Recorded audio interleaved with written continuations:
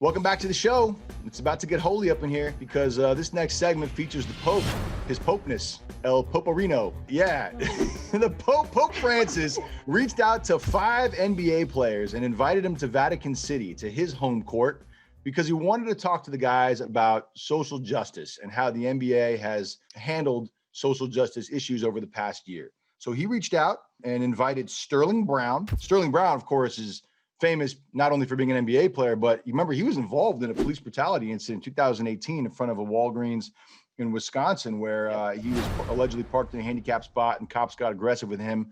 And, you know, we watched the video. It seemed like he didn't do anything to justify the violence that police brought upon him that evening. And he was tased. It was awful.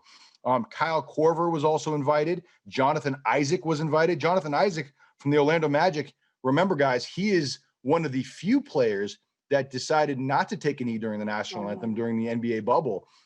He suffered an injury during the NBA playoffs as well. Hopefully he's doing better now.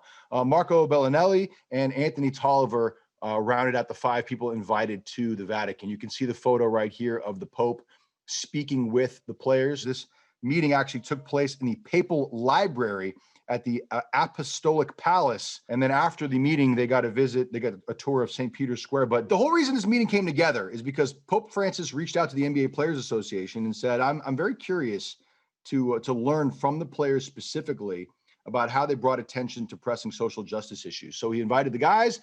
All 5 said, absolutely, I'm there, 100%. And they got on a plane and they flew out there and they had this meeting today. Renee, as somebody who, opted out of the 2020 WNBA season to focus on social justice initiatives and police brutality and stuff like that, like, how does this make you feel to see that the Pope is now investing his time and energy into learning from basketball players?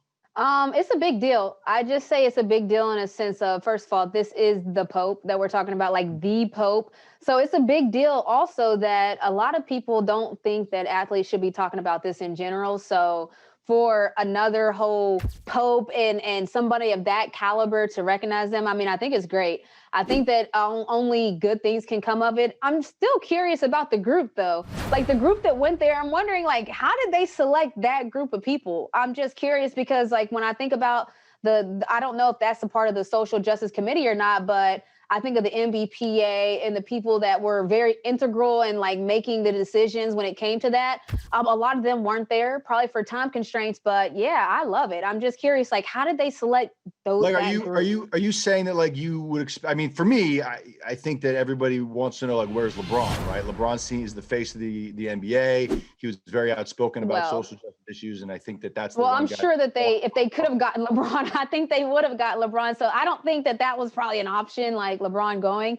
But I'm just curious about, like, how did they select that group? I know Michelle Roberts is there, and she's a part of, over the NBPA and different things of that nature. But I just am very curious about the group, even when it came to someone that didn't kneel. Do you think it was a bad group of people to represent the league? Do you think they could have done better? I don't think it's a bad group. I'm just curious, how was the selection? Yeah, look, there are over 1 billion Catholics in the world. The Pope is one of the most highly respected people that you could ever talk of, especially when you're talking about Catholic people. So I feel like, up until this point, this has largely been an American issue. I think when you involve the Pope, then it becomes more of a global issue. And I think that can only be a positive thing. I think this conversation can only be a positive thing. I'm kind of with Renee. It's a different group. But look, I don't know why these guys were chosen. I think it's a beneficial conversation. It's one that should happen. And I'm happy it did happen. I think this only can be good for the issues that we face. Yeah, I mean, look, Sterling Brown was the victim of police brutality. Yes. And then you have Jonathan Isaac. Yeah, he makes a ton of sense. And Jonathan Isaac too. Look, everybody else on the Magic, they kneeled and Jonathan didn't. And I know he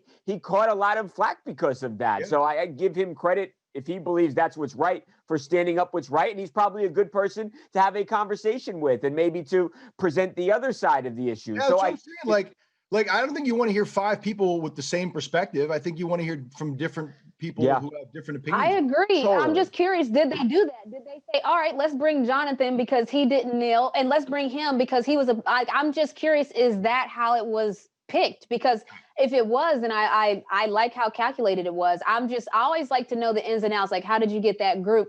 But like we said, I can understand definitely both of those. Like, I get it. I just want to know, like, what was the selection process? Because I just like to know the ins and outs. Well, the guys are currently on a tour of the Vatican. So when they're done at the gift shop, we can hit them up and hopefully get some answers.